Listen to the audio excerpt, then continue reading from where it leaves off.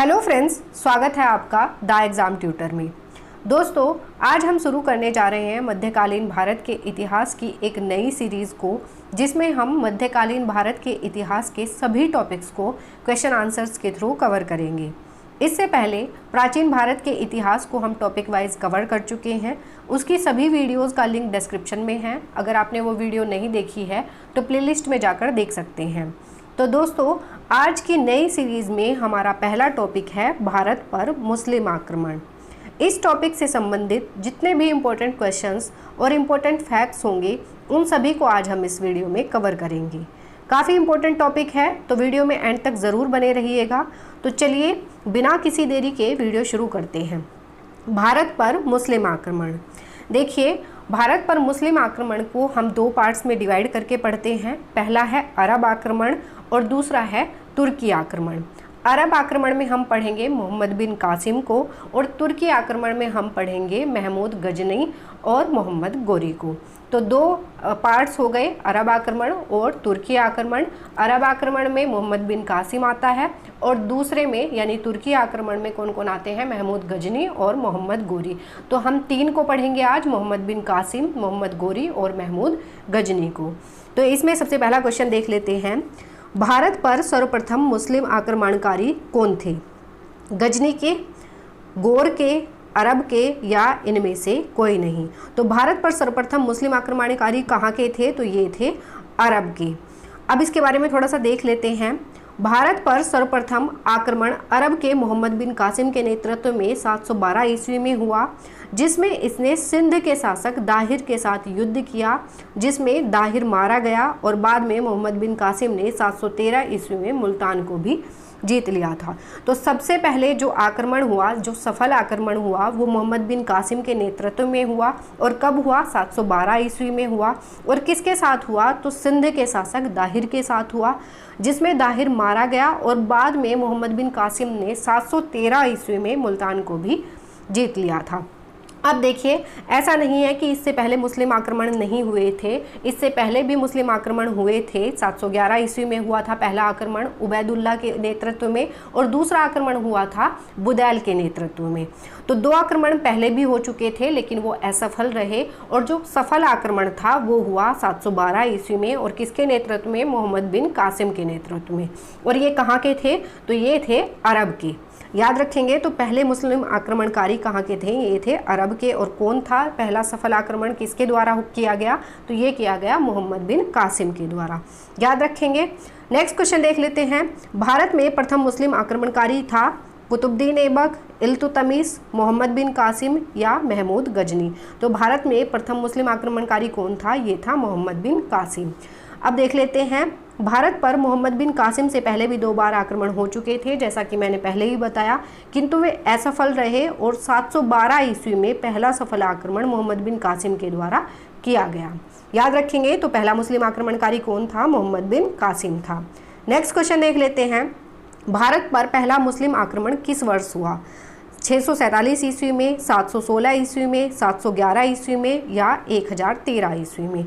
तो भारत पर पहला मुस्लिम आक्रमण कब हुआ था? तो ये हुआ था 711 ईस्वी में, जो कि असफल रहा। और किसके नेतृत्व में हुआ था? ये हुआ था उबैदुल्ला के नेतृत्व में। दूसरा आक्रमण हुआ था बुदैल के नेतृत्व में और ये कब हुए थे? 711 ईस्वी में हुए थे और ये असफल आक्रमण थे। और जो सफल आक्रमण था वो किसके नेतृत्व में हुआ था? ये हुआ था मोहम्मद बिन कासिम के नेतृत्व में 712 ईस्वी में। याद रखेंगे, तो आंसर हो जाएगा सी, 711 ईस्वी। नेक्स्ट क्वेश्चन देख लेते हैं। मोहम्मद बिन कासिम द्वारा सिंध की विजय कब हुई? 713 ईस्वी में, 716 ईस्वी में, 712 ईस्वी में या 719 ईस्वी में? तो मोहम्मद बिन कासिम द्वारा सिंध की विजय हुई 712 ईस्वी में। आंसर हो जाएगा सी, 712 ईस्वी। नेक्स्ट क्वेश्चन देख लेते हैं। मोहम्मद बिन कासिम था तुर्क का, मंगोल का, अरब का या तुर्क अफगान का? तो मोहम्मद बिन कासिम कहाँ का था? तो ये था अरब का। आंसर हो जाएगा सी, अरब का। नेक्स्ट क्वेश्चन देख लेते हैं। महमूद गजनी के साथ भारत आने वाला प्रसिद्ध इतिहासकार कौन था?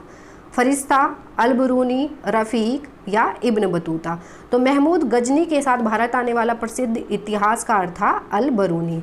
देखिए, महमूद गजनी के साथ कुछ इतिहासकार भी भारत आए थे और वो कौन कौन से थे? फिरदौसी, अल-बरूनी और उत्बी। तो इनकी कुछ रचनाएं हैं जो कि काफ़ी फेमस हैं और एग्ज़ाम में इनसे बार बार क्वेश्चंस पूछे जाते हैं। तो फिरदौसी की जो महत्वपूर्ण रचना है ये है शाहनामा, अलबरूनी की जो महत्वपूर्ण रचना है ये है किताब उल हिंद, और उत्बी की जो रचना है ये है किताब उल यामिनी। देखिए जो गजनी था, इसको गजनी साम्राज्य को यामिनी साम्राज्य भी कहा जाता था, तो इसका दूसरा नाम यामिनी साम्राज्य भी था। और महमूद गजनी कहाँ का था? ये था गजनी का। तो ये जो गजनी है इसको यामिनी साम्राज्य भी कहा जाता था। तो उत्बी की जो रचना है ये थी किताब उल यामिनी। याद रखेंगे, फिरदौसी की रचना शाहनामा, अलबरूनी की रचना किताब उल हिंद, काफ़ी इंपॉर्टेंट है, ये बार बार पूछा जाता है एग्जाम में। और उत्बी की जो रचना है ये है किताब उल यामिनी, याद रखेंगे। नेक्स्ट क्वेश्चन देख लेते हैं। मोहम्मद गोरी द्वारा विजित प्रदेशों की देखभाल के लिए निम्न में से किसे छोड़ा गया था? मोहम्मद गोरी ने जो प्रदेश विजित किए थे या विजय प्राप्त की थी जिन प्रदेशों पर, उनकी देखभाल के लिए भारत में वो किसे छोड़कर गया था? नसरुद्दीन को, इल्तुतमिश को, कुतुबुद्दीन ऐबक को या मलिक काफूर को? तो मोहम्मद गोरी के दो दास थे जो मुख्य दास थे, कुतुबुद्दीन ऐबक और बख्तियार खिलजी। तो विजित प्रदेशों की देखभाल के लिए वो छोड़कर गया था कुतुबुद्दीन ऐबक को। याद रखेंगे, आंसर हो जाएगा सी, कुतुबुद्दीन ऐबक। नेक्स्ट क्वेश्चन देख लेते हैं। भारत की जनता के संदर्भ में हिंदू शब्द का प्रयोग सर्वप्रथम किया गया था? यूनानियों द्वारा, रोमवासियों द्वारा, चीनियों द्वारा या अरबों द्वारा? तो भारत की जनता के संदर्भ में, यानी कि भारत की जनता को हिंदू शब्द का प्रयोग, भारत की जनता के लिए हिंदू शब्द का प्रयोग सर्वप्रथम किया था अरबों ने। किसने? अरबों ने। आंसर हो जाएगा डी, अरबों ने। नेक्स्ट क्वेश्चन देख लेते हैं। पैगंबर हजरत मोहम्मद का जन्म हुआ था 570 ईस्वी में, 622 ईस्वी में, 642 ईस्वी में या 670 ईस्वी में? तो पैगंबर हजरत मोहम्मद का जन्म हुआ था 570 ईस्वी में। नेक्स्ट क्वेश्चन देख लेते हैं। निम्नलिखित में से मध्य एशिया के किस शासक ने 1192 में उत्तर भारत को जीता? जलालुद्दीन मंगबरनी ने, महमूद गजनी ने, शहाबुद्दीन मोहम्मद गोरी ने या चंगेज़ खान ने? तो मध्य एशिया के किस शासक ने 1192 में उत्तर भारत को जीता था? तो ये इसका आंसर हो जाएगा सी, शहाबुद्दीन मोहम्मद गोरी। जो मोहम्मद गोरी था, इसका पूरा नाम शहाबुद्दीन मोहम्मद गोरी था। इसने पृथ्वीराज चौहान के साथ 1191 ईस्वी में तराइन का प्रथम युद्ध किया और उसमें मोहम्मद गोरी की हार हुई और पृथ्वीराज चौहान की जीत हुई। दोबारा से 1192 में तराइन का द्वितीय युद्ध हुआ जिसमें मोहम्मद गोरी की जीत हुई और पृथ्वीराज चौहान की हार हुई और इसने पृथ्वीराज चौहान को बंदी बनाया। तो याद रखेंगे, तो 1192 में उत्तर भारत को जीता था किसने? मोहम्मद गोरी ने, शहाबुद्दीन मोहम्मद गोरी ने। आंसर हो जाएगा सी, शहाबुद्दीन मोहम्मद गोरी। नेक्स्ट क्वेश्चन देख लेते हैं। युद्ध जिसमें भारत में मुस्लिम शक्ति की स्थापना हुई? तराइन का प्रथम युद्ध, तराइन का द्वितीय युद्ध, पानीपत का प्रथम युद्ध या पानीपत का द्वितीय युद्ध? तो भारत में मुस्लिम शक्ति की स्थापना हुई तराइन के द्वितीय युद्ध के द्वारा, जो कि मोहम्मद गोरी और पृथ्वीराज चौहान के बीच में लड़ा गया। याद रखेंगे। नेक्स्ट क्वेश्चन देख लेते हैं। महमूद गजनवी का दरबारी इतिहासकार कौन था? हसन निजामी, उत्बी, फिरदौसी या चंद्रबरदाई? तो महमूद गजनवी का जो दरबारी इतिहासकार था वो था उत्बी। और इसकी रचना कौन सी थी? हम पहले ही पढ़ चुके हैं। उत्बी की रचना थी किताब उल यामिनी। नेक्स्ट क्वेश्चन देख लेते हैं। इनमें से कौन गजनी राजवंश का संस्थापक था? अलप्तगीन, महमूद, सुबुक्तगीन या इस्माइल? तो गजनी राजवंश का संस्थापक कौन था? ये था अलप्तगीन। अब ये गजनी राजवंश कहाँ पर था? देखिए, जो उत्तर पश्चिम चीन का हिस्सा है वहाँ पर एक जनजाति रहती थी जो कि असभ्य और बर्बर जनजाति थी। उसे ही कहा जाता था, उन्हें ही कहा जाता था तुर्की। तो गजनी राजवंश वहीं का है, यानी कि जो चीन का उत्तर पश्चिमी हिस्सा है उसे ही कहा जाता था गजनी राजवंश। तो इसका संस्थापक था अलप्तगीन। याद रखेंगे। नेक्स्ट क्वेश्चन देख लेते हैं। किसने एक तरफ संस्कृत मुद्रा लेख के साथ चांदी के सिक्के निर्गत किए? मोहम्मद बिन कासिम ने, महमूद गजनी ने, शेरशाह ने या मलिक काफूर ने? तो महमूद गजनी ने संस्कृत मुद्रा लेख के साथ चांदी के सिक्के निर्गत किए थे। तो आंसर हो जाएगा B, Mahmud Ghazni. Next question देख लेते हैं। निम्नलिखित में से कौन चंदेल शासक महमूद गजनी से पराजित नहीं हुआ था? धंग, विद्याधर, जयशक्ति या जयचंद? तो कौन सा ऐसा चंदेल शासक हुआ जो महमूद गजनी से पराजित नहीं हुआ था? तो वो हुआ विद्याधर। आंसर हो जाएगा बी, विद्याधर। नेक्स्ट क्वेश्चन देख लेते हैं, निम्नलिखित में से कौन अल-बरूनी के संबंध में सही नहीं है? वह एक धर्मनिरपेक्ष लेखक था, उसका ग्रंथ उस समय के जीवंत भारत से प्रभावित था, ये सही बात है। वह संस्कृत का विद्वान था, तो संस्कृत का विद्वान भी था अल-बरूनी। वह त्रिकोणमिति का विशेषज्ञ था, तो ये भी सही है। और क्वेश्चन में क्या पूछा है कि अल-बरूनी के संबंध में सही नहीं है, तो वह एक धर्मनिरपेक्ष लेखक था, ये सही नहीं है, तो आंसर हो जाएगा ए, वह धर्मनिरपेक्ष लेखक था। नेक्स्ट क्वेश्चन देख लेते हैं, अल-बरूनी भारत आया था 9वीं शताब्दी ईस्वी में, 10वीं शताब्दी ईस्वी में, 11वीं शताब्दी ईस्वी में या 12वीं शताब्दी ईस्वी में? तो अल-बरूनी भारत आया था 11वीं शताब्दी ईस्वी में। नेक्स्ट क्वेश्चन देख लेते हैं, मोहम्मद गोरी को सबसे पहले किसने पराजित किया था? भीम द्वितीय ने, पृथ्वीराज चौहान ने, जयचंद ने या पृथ्वीराज चौहान द्वितीय ने? तो मोहम्मद गोरी को सबसे पहले पराजित किया था भीम द्वितीय ने। याद रखेंगे, आंसर हो जाएगा ए, भीम द्वितीय ने। नेक्स्ट क्वेश्चन देख लेते हैं, मोहम्मद गोरी ने जयचंद को किस युद्ध में पराजित किया था? तराइन का युद्ध 1191 ईस्वी में, तराइन का युद्ध 1192 ईस्वी में, चंदावर का युद्ध 1194 ईस्वी में या कन्नौज का युद्ध 1194 ईस्वी में? तो मोहम्मद गोरी ने जयचंद को पराजित किया था चंदावर के युद्ध में, जो कि हुआ 1194 ईस्वी में। तो आंसर हो जाएगा सी, चंदावर का युद्ध। नेक्स्ट क्वेश्चन देख लेते हैं, मोहम्मद गोरी के किस दास ने बंगाल एवं बिहार पर विजय प्राप्त की थी? बंगाल और बिहार पर विजय प्राप्त की थी। कुतुबुद्दीन ऐबक ने, इल्तुतमिश ने, बख्तियार खिलजी ने या यल्दौज ने?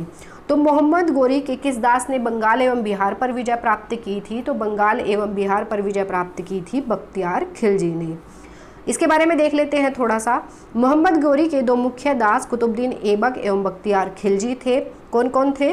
कुतुबुद्दीन ऐबक एवं बख्तियार खिलजी। कुतुबुद्दीन ऐबक ने अजमेर, बदायूं और बुंदेलखंड पर विजय प्राप्त की थी तथा बाद में इसी ने गुलाम वंश की स्थापना की। कुतुबुद्दीन ऐबक ने किस किस पर विजय प्राप्त की थी? अजमेर, बदायूं और बुंदेलखंड पर विजय प्राप्त की थी कुतुबुद्दीन ऐबक ने, और बाद में इसी ने गुलाम वंश की स्थापना की।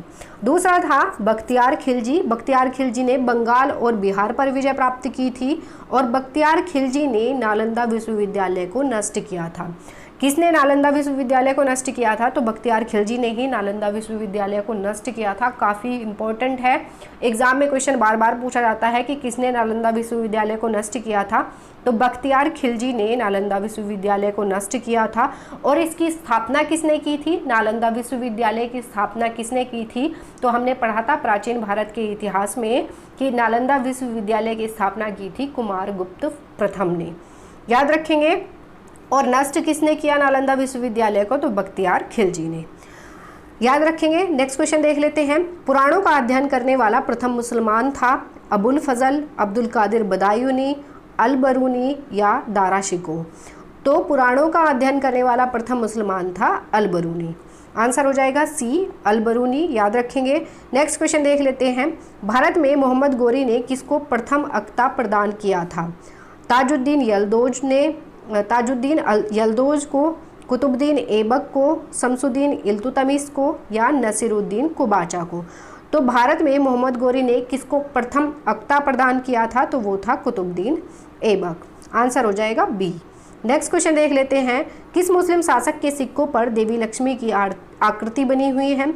मोहम्मद गोरी के सिक्कों पर, अलाउद्दीन खिलजी के सिक्कों पर, अकबर के सिक्कों पर या फिर उपरोक्त में से कोई नहीं? तो मोहम्मद गोरी के सिक्कों पर देवी लक्ष्मी की आकृति बनी हुई है। याद रखेंगे। आंसर हो जाएगा ए, मोहम्मद गोरी।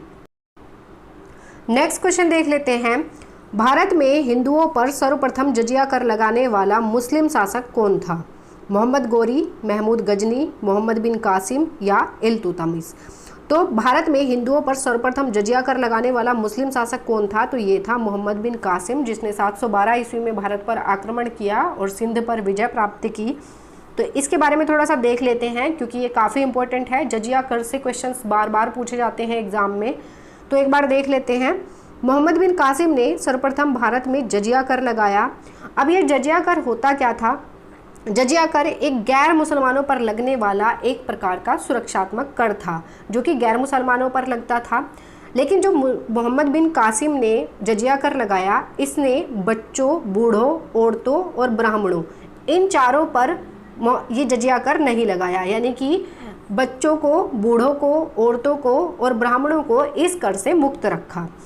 अब देख लेते हैं, फिरोज शाह तुगलक ने ब्राह्मणों पर भी जजिया कर लगाया। मोहम्मद बिन कासिम ने ब्राह्मणों पर जजिया कर नहीं लगाया था, लेकिन फिरोज शाह तुगलक ने ब्राह्मणों पर भी जजिया कर लगाया। अकबर ने 1564 ईस्वी में जजिया कर को समाप्त किया था और औरंगजेब ने 1679 ईस्वी में पुनः जजिया कर लगाया। जजिया कर को अंतिम रूप से मोहम्मद शाह रंगीला ने समाप्त किया। अंतिम रूप से किसने समाप्त किया जजिया कर को? तो ये किया मोहम्मद शाह रंगीला ने। और अकबर ने 1564 ईस्वी में जजिया कर को समाप्त किया था, किंतु औरंगजेब ने 1679 ईस्वी में पुनः जजिया कर लगाया था। तो भारत में हिंदुओं पर सर्वप्रथम जजिया कर लगाने वाला मुस्लिम शासक कौन था? तो ये था मोहम्मद बिन कासिम। आंसर हो जाएगा सी, मोहम्मद बिन कासिम। सो फ्रेंड्स, ये हमारा भारत पर मुस्लिम आक्रमण का टॉपिक यहीं कंप्लीट होता है। आई होप ये वीडियो आपको पसंद आई होगी। ये वीडियो आपको अच्छी लगी है, हेल्पफुल लगी है तो वीडियो को लाइक करें, चैनल को सब्सक्राइब करें और बेल आइकन को जरूर प्रेस करें ताकि नई वीडियो की अपडेट आपको टाइम टू टाइम मिलती रहे। मिलेंगे नेक्स्ट वीडियो में नए टॉपिक के साथ। Thank you.